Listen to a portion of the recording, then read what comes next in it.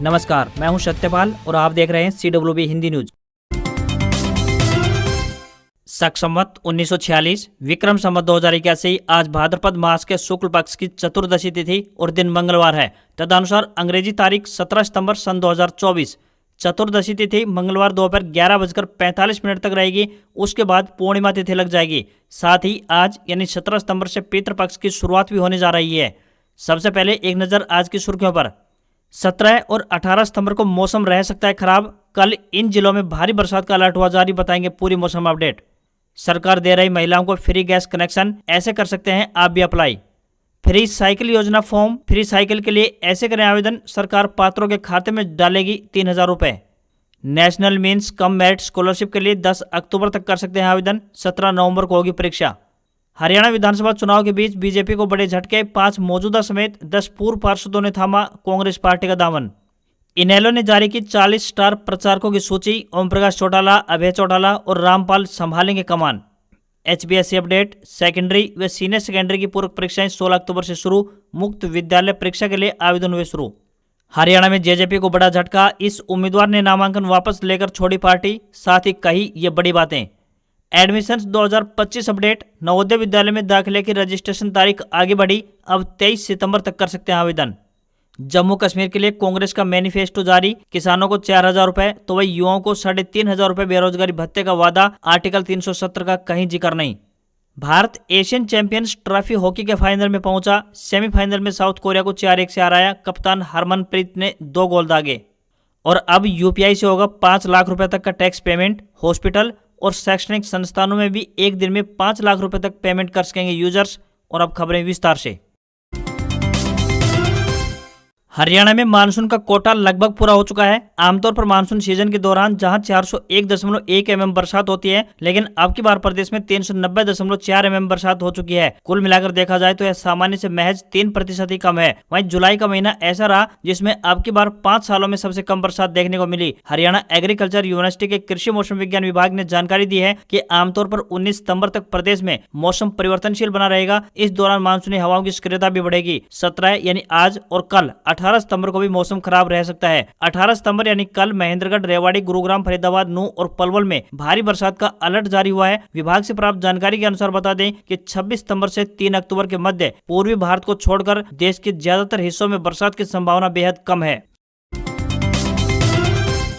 नौकरी का इंतजार कर रहे युवाओं के लिए अच्छी खबर है। बैंक ऑफ बड़ौदा ने सुपरवाइजर के पदों पर भर्ती के लिए आवेदन मांगे हैं। ये भर्तियां कॉन्ट्रैक्ट आधार पर 1 साल के लिए होने जा रही हैं। बाद में इसे कार्य संतुष्टि के आधार पर 6 महीने के लिए और आगे बढ़ाया जा सकता है। आवेदन करने की आखिरी तिथि 25 सितंबर 2024 रहेगी। इन पदों के लिए उम्मीदवार ग्रेजुएट होने चाहिए। कंप्यूटर में MS ऑफिस, ईमेल, इंटरनेट का ज्ञान भी होना आवश्यक है। उम्मीदवारों को इन पदों के लिए कोई भी आवेदन शुल्क जमा नहीं करना होगा। न्यूनतम आयु 21 वर्ष और अधिकतम आयु 45 वर्ष तय की गई है। इन पदों के लिए आपको ऑफलाइन आवेदन भेजने होंगे।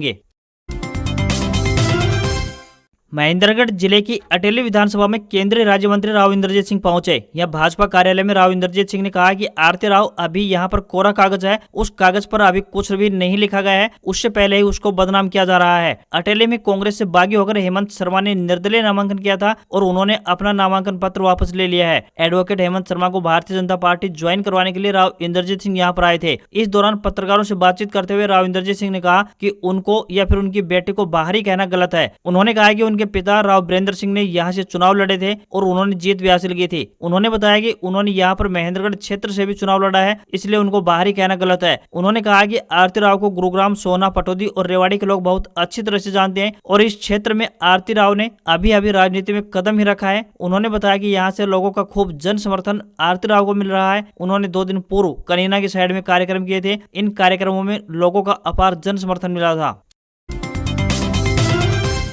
सरकार महिलाओं के लिए महत्वाकांक्षी योजनाएं लगातार चलाती रहती है। इसी कड़ी में सरकार महिलाओं को फ्री गैस कनेक्शन दे रही है। इस सरकारी योजना का उद्देश्य गरीब और कम आय वाली परिवारों की महिलाओं को फ्री में LPG गैस कनेक्शन उपलब्ध करवाना है। PM उज्ज्वला योजना खासतौर पर उन महिलाओं के लिए है जिनके पास पहले से गैस कनेक्शन नहीं है और जो अपने परिवार के लिए लकड़ी और कोयले जैसे पारंपरिक ईंधन का इस्तेमाल करके खाना बनाती है। लकड़ी और कोयले के इस्तेमाल से महिलाओं को कई गंभीर बीमारियों का सामना करना पड़ता है। सरकार PM उज्ज्वला योजना के जरिए महिलाओं को धुएं और बीमारियों से बचाने में मदद कर रही है। पीएम उज्ज्वला योजना का लाभ उठाने के लिए आप घर बैठे ही ऑनलाइन आवेदन कर सकते हैं या फिर किसी साइबर कैफे में जाकर भी अप्लाई करवा सकते हैं। महत्वपूर्ण दस्तावेज यानी डॉक्यूमेंट की बात करें तो आधार कार्ड, आयु प्रमाण पत्र, आय प्रमाण पत्र, BPL ration card, bank passbook, mobile number, निवास प्रमाण पत्र और पासपोर्ट साइज की फोटो होनी चाहिए। आपको यहाँ पर बता दें कि इस योजना के तहत केवल महिलाएं ही आवेदन कर सकती हैं। आवेदक की आयु 18 वर्ष से अधिक होनी चाहिए। योजना का लाभ उठाने के लिए आवेदक की वार्षिक आय ग्रामीण क्षेत्रों में 1 लाख रुपए और शहरी क्षेत्रों में 2 लाख रुपए से अधिक नहीं होनी चाहिए। आवेदक के परिवार का कोई भी सदस्य पहले से इस योजना का लाभार्थी नहीं होना चाहिए। सबसे पहले आपको PMUY की आधिकारिक वेबसाइट www.pmui.gov.in पर जाकर अप्लाई कर सकते हैं। इन सब के अलावा वर्तमान में केंद्र सरकार द्वारा महिलाओं के लिए कई प्रकार की अन्य योजनाएं भी चलाई जा रही हैं, जैसे कि बेटी बचाओ बेटी पढ़ाओ योजना, सुरक्षित मातृत्व आश्वासन सुमन योजना, फ्री सिलाई मशीन योजना, महिला शक्ति केंद्र योजना और सुकन्या समृद्धि योजना। इन सब का भी आप लाभ उठा सकते हैं।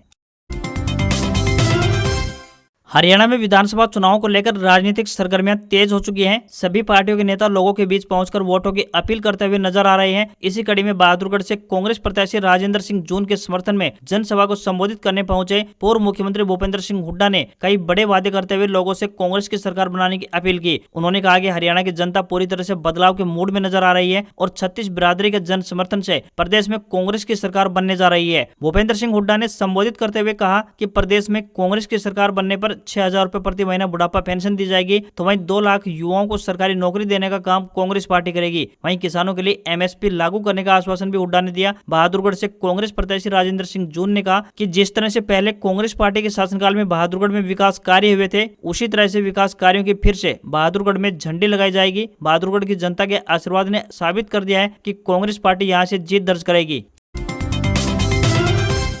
हरियाणा विद्यालय शिक्षा बोर्ड यानी HBSC सेकेंडरी व सीनियर सेकेंडरी शैक्षिक व मुक्त विद्यालय की पूरक परीक्षाएं 16 अक्टूबर से शुरू होंगी। परीक्षाओं का तिथि पत्र बोर्ड की आधिकारिक वेबसाइट www.bseh.org.in पर अपलोड किया जा चुका है। Board chairman doctor VP Yadav ने बताया कि सेकेंडरी व senior secondary CTP, OCTP, reappear compartment, अतिरिक्त विषय व अंक सुधार विषय की परीक्षाएं 16 अक्टूबर से शुरू होकर 9 नवंबर तक चलेंगी। सेकेंडरी की परीक्षाएं 16 अक्टूबर से शुरू होकर 24 अक्टूबर तक और सीनियर सेकेंडरी की परीक्षाएं 16 अक्टूबर से शुरू होकर 9 नवंबर तक करवाई जाएंगी। इसके अलावा DLED प्रवेश वर्ष 2023-25 की प्रथम वर्ष रेगुलर अक्टूबर 2024 की परीक्षाएं 16 अक्टूबर से 26 अक्टूबर तक आयोजित करवाई जाएंगी। सभी परीक्षाओं को दोपहर 2 बजे से शाम 5 बजे तक आयोजित करवाया जाएगा। वहीं हरियाणा मुक्त विद्यालय की सेकेंडरी तथा सीनियर सेकेंडरी की मार्च में होने वाली मुक्त परीक्षा के लिए आवेदन प्रक्रिया 16 सितंबर यानी बीते दिन से शुरू हो चुकी है। परीक्षार्थी 16 सितंबर से 15 अक्टूबर तक ऑनलाइन आवेदन कर सकते हैं। इसके बाद परीक्षार्थी लेट फीस के साथ 31 दिसंबर तक आवेदन कर पाएंगे।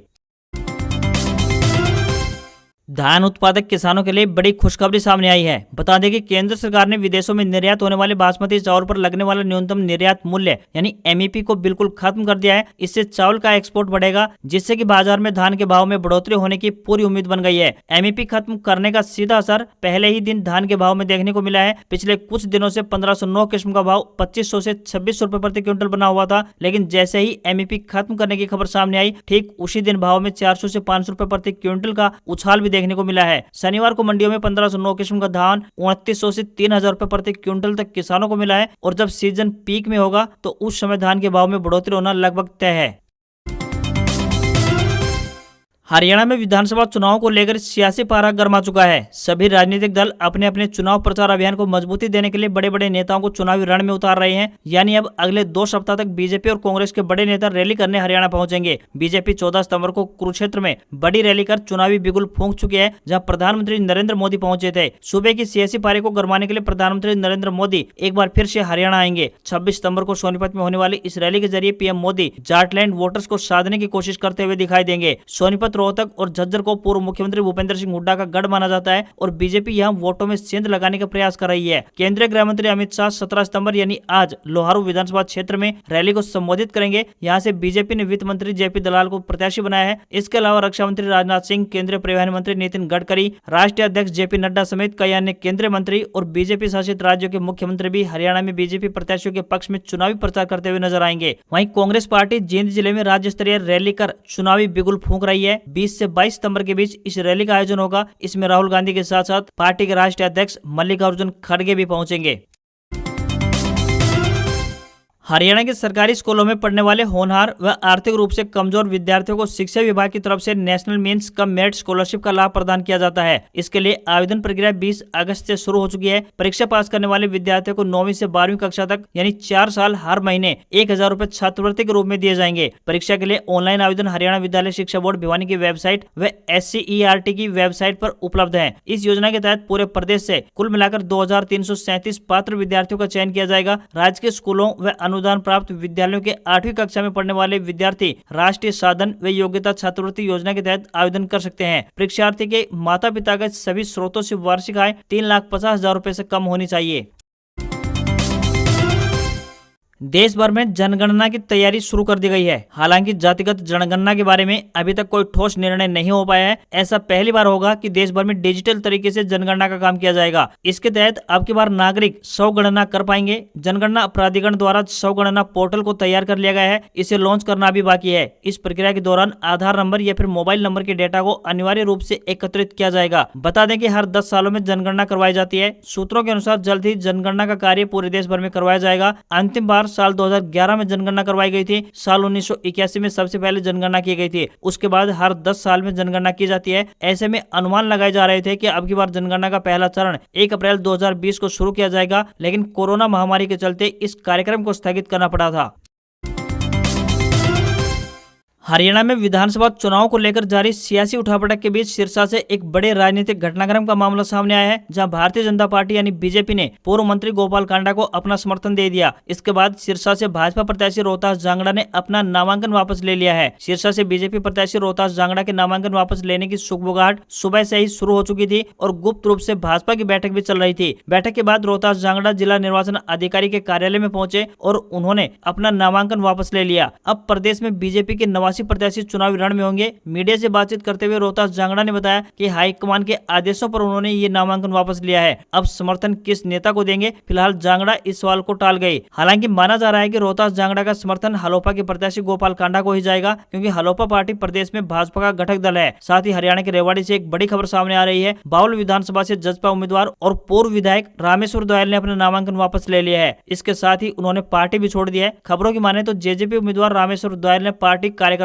और पदाधिकारियों पर सहयोग नहीं करने का आरोप लगाया है। रामेश्वर दयाल ने कहा कि 7 अक्टूबर को नामांकन किया था, उसके बाद से कोई भी कार्यकर्ता दफ्तर नहीं आया। ऐसे में बिना कार्यकर्ताओं के चुनाव लड़ना संभव नहीं था। कहा जा रहा है कि रामेश्वर दयाल को नामांकन वापस लेने से रोकने के लिए जिला अध्यक्ष आए थे और उन पर चुनाव लड़ने का भी दबाव बनाया। हालांकि बात नहीं बन पाई।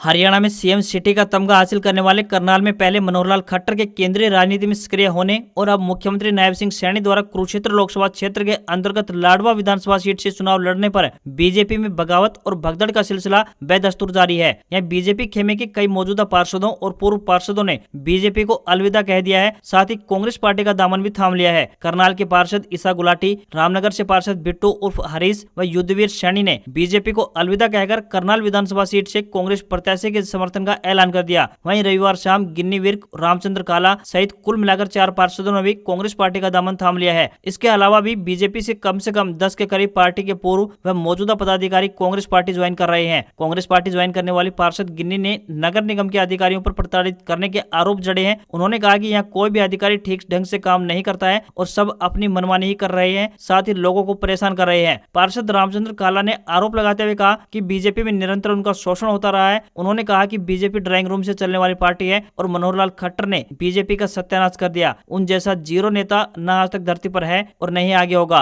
उन्होंने करनाल के सेक्टर 6 में किराए पर मकान लिया हुआ है। साथ ही यह भी कह रखा है कि यहाँ पर कोई नहीं आएगा। पार्षद काला ने कहा कि खट्टर ने कोठी पर आने से मना तो कर रखा है, तो ऐसे में गरीब आदमी अपने काम के लिए कहाँ जाएगा, यानी कि वो दिल्ली कैसे जाएगा। आज तक खट्टर से हमारी कॉलोनी की सड़कें पक्की नहीं हो पाई हैं। व्यापारी वर्ग का सबसे बड़ा नुकसान बीजेपी ने किया है। प्रॉपर्टी आईडी के नाम पर लोगों को परेशानी में डाला जा रहा है। साथ ही बीजेपी की षड्यंत्रकारी राजनीति ने ही नायब सिंह सैनी को यहां से भगाने का काम भी किया है।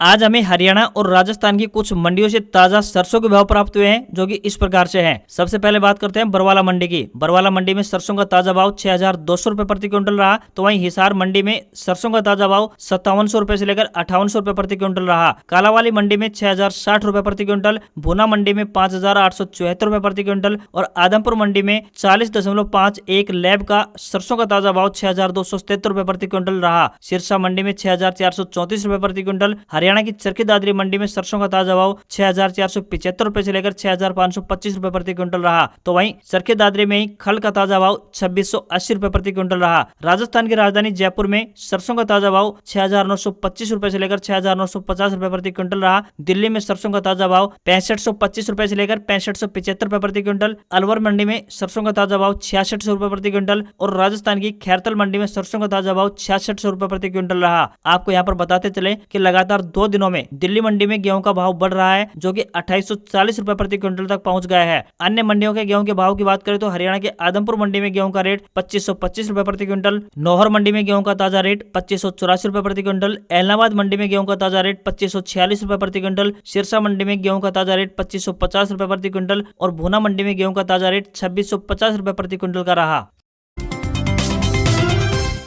भारत के केंद्र सरकार ने मनरेगा जॉब कार्ड वालों के लिए एक बेहतरीन योजना शुरू की है। इस योजना में मनरेगा जॉब कार्ड वालों को फ्री साइकिल दी जाएगी। जिन मजदूरों के पास मनरेगा जॉब कार्ड है वे इस योजना का लाभ उठा सकते हैं। केंद्र सरकार ने Mahatma Gandhi national rural employment guarantee में काम करने वाले मजदूरों को रोजगार गारंटी के साथ साथ फ्री साइकिल देने का भी फैसला किया है। इस योजना के तहत सरकार पात्रों के खाते में सीधे 3,000 रुपए जमा करेगी ताकि वे अपनी साइकिल खरीद पाए। महत्वपूर्ण दस्तावेज यानी डॉक्यूमेंट की बात करें तो Aadhaar card, pan card, labour card या डायरी, मनरेगा जॉब कार्ड, 100 दिन के काम का प्रमाण पत्र, निवास प्रमाण पत्र, बैंक पासबुक इत्यादि डॉक्यूमेंट की आवश्यकता होगी। वहीं नरेगा मजदूर इस योजना का लाभ उठा सकते हैं। जिन मजदूरों ने 100 दिन तक काम पूरा कर लिया है वे भी इस योजना का लाभ ले सकते हैं। इसके अलावा जिनका जॉब कार्ड बने हुए 6 महीने हो चुके हैं और जॉब कार्ड सक्रिय है वे भी इस योजना का फायदा उठा सकते हैं। मजदूर के पास श्रमिक कार्ड होना चाहिए। व्यक्ति ने एक स्थान पर कम से कम 21 दिन तक काम किया होना चाहिए। किसी भी जाति का व्यक्ति इस योजना के लिए आवेदन कर सकता है। आवेदक के पास आवश्यक दस्तावेज होने चाहिए। इस योजना में आवेदन करने के लिए लाभार्थी को इसके आधिकारिक वेबसाइट पर विजिट करना होगा। अगर ऑनलाइन आवेदन करने में कोई दिक्कत आ रही है तो इस योजना में आप ऑफलाइन भी आवेदन कर सकते हैं। इसकी प्रक्रिया पंचायत स्तर पर होती है। आवेदन करने के लिए मजदूरों को संबंधित कार्यालय में आवेदन पत्र जमा करना होगा और सभी आवश्यक दस्तावेज जमा करने होंगे।